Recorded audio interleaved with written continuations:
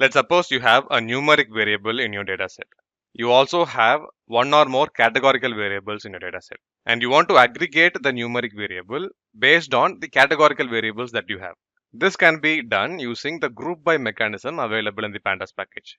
It's very useful, very often used. You should definitely know this fluently in order to work with data manipulation. Now, let's understand this with an example. For example, you have your Titanic dataset. In that dataset, you have couple of columns. Let's take the P class column. This is say P class column, and you also have a column that contains the fare that each and every individual paid to get on board, right? You have these columns. Now you want to find out what is the average fare for each unique passenger class. There are three different passenger class 1, class 2, class 3. For each of these classes, you want to know the average fare. You can compute things like this using the group by. All right. So how group by works internally? What happens is you need to first specify what is your group by variable. You have your data frame. There's a function called group by. Inside that group by, you need to specify your grouping variable. In our case, we have P class. Right. You need to specify this. That becomes this key over here. This is your group by variable. And the data, in our case, in the example that I just told, the data is going to be fare. All right. Once this is defined, Pandas will split this data based on the individual unique values of your group by. So this is class 1, this is class 2, this is class 3. And this column represents the fare of each of these different data sets that has been split. For each data set, the average fare, here it is mentioned as sum, this should be average.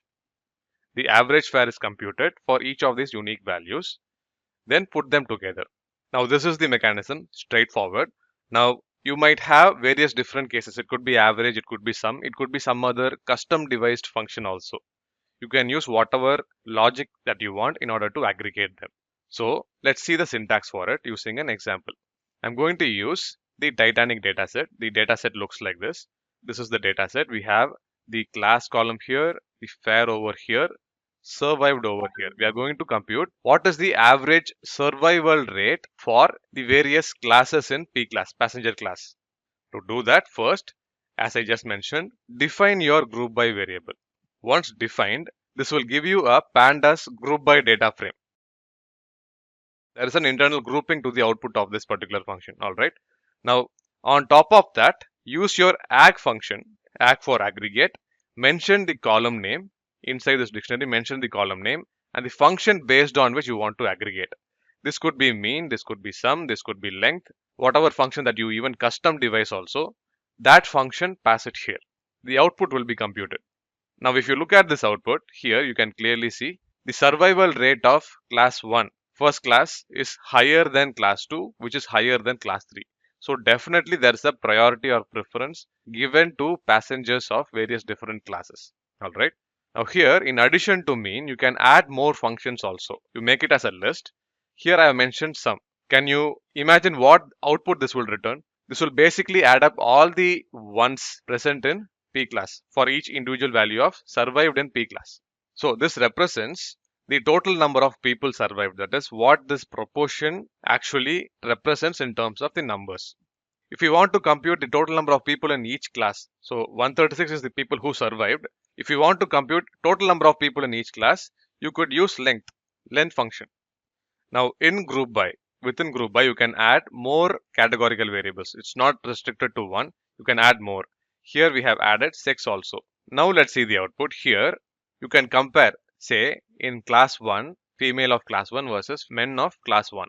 You see that the survival rate of female is higher in case of class 1. The same occurs for class 2 also. Survival rate of females in class 2 is higher. Class 3 also, survival rate of females is higher. So clearly the females were given a higher priority to survive.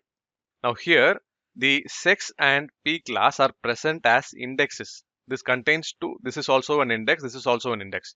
Sometimes you want to convert this to a column.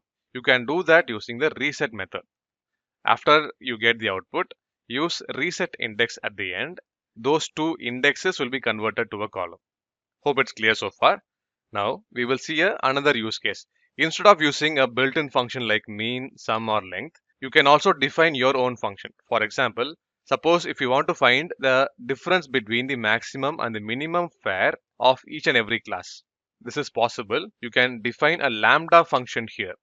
Lambda function computes the maximum of x minus the minimum of x. Once you define this function's output is shown in your result. Adding 6 to this mix also. So if you look at the output of this here, in certain cases, we are observing zeros here, which means there are certain people who did not pay anything to get on board, and those are all men. Also, the highest difference between the maximum and the minimum fare is observed amongst the men of the first class. Men of the first class has the highest difference. So the core concept is to do a grouping aggregation. First call the GroupBy function. Within this function, pass in all the categorical variables based on which you want to group, right? Then on top of this, do the aggregation. Within aggregation, pass in a dictionary. The keys of that dictionary should be the various variable names in your data set, and the value of that dictionary should be the function based on which you want to aggregate. It could be a pre-built NumPy or Pandas function. It could also be a custom defined function.